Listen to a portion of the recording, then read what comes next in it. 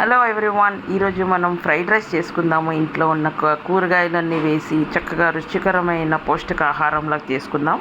ముందుగా కొంచెం basmati rice 1/2 kg, దానికి కావాల్సినంత పీస్, కొత్తిమీర, బీన్స్, స్వీట్ కార్న్, క్యారెట్స్ ఇవన్నీ నైస్గా ఫైన్లీ తరుక్కొని పక్కన పెట్టుకోవాలి.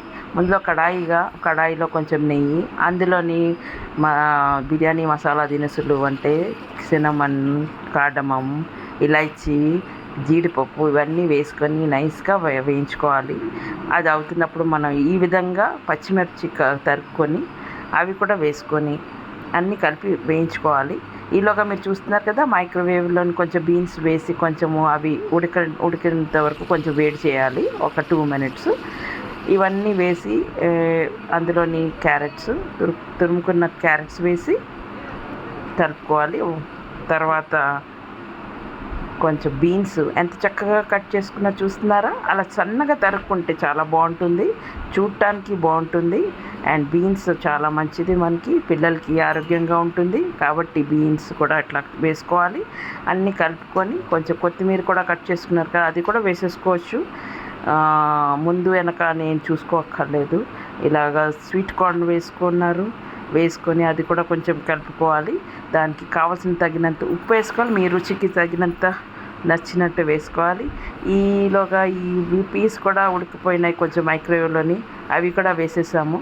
అవి ఎంత బాగుంది చూస్తున్నారు కదా, కలర్ఫుల్గా ఉన్నాయి వెజిటేబుల్స్. ఇలా మూత పెట్టుకుని ఒక 2 minutes కొంచెం మూత పెట్టుకొని ఉంచాలి. ఆ స్టీమ్కి కుక్ అవుతుంది. తీసేసి మళ్ళీ ఒకసారి కలుపుకోండి. అలా ఈ విధంగా కలుపుకొని మళ్ళీ మూత పెట్టుకోండి. కొంచెం పచ్చితనం ఉంటే అంతా పోతుంది. మరీ ఓవర్ కుక్ చేసుకోకూడదు, అలాగని అండర్ కుక్ చేసుకోకూడదు. తర్వాత మనం చేసుకున్న బాస్మతి రైస్ విడిగా కుక్కర్లో కానీ, రైస్ కుక్కర్లో కానీ, బయట కానీ కుక్ చేసుకొని ఇట్లా ఆ రైస్ అలా వేసుకోవాలి. విడివిడిగా చేసుకొని ఉండలు లేకుండా అట్లా విడివిడిగా రైస్ పెట్టుకొని ఇట్లా విడిగా వేసుకోవచ్చు. మనకి కావాలంటే ముందరగా ఒక పెద్ద గిన్నెలో తీసుకొని సెపరేట్ చేసుకోవచ్చు, లేకపోతే ఇట్లా కడాయిలో డైరెక్ట్లీ వేసేసుకోవచ్చు. ఇవన్నీ రైస్ వేసుకున్నారు, మొత్తం రైస్ వేసేసుకొని చక్కగా కలుపుకోవాలి.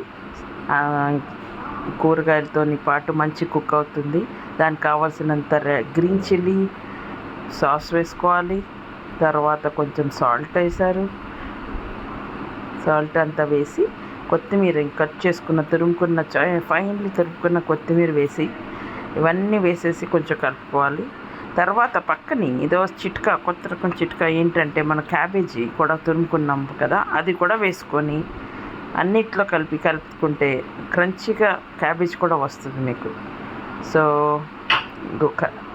ఇలా కలుపుకోవాలి, మంచిగా నైస్గా కలుపుకుంటే ఉప్పు తగినంత ఉప్పు వేసుకొని ఇలాగ వచ్చేసింది, బాగుంటుంది.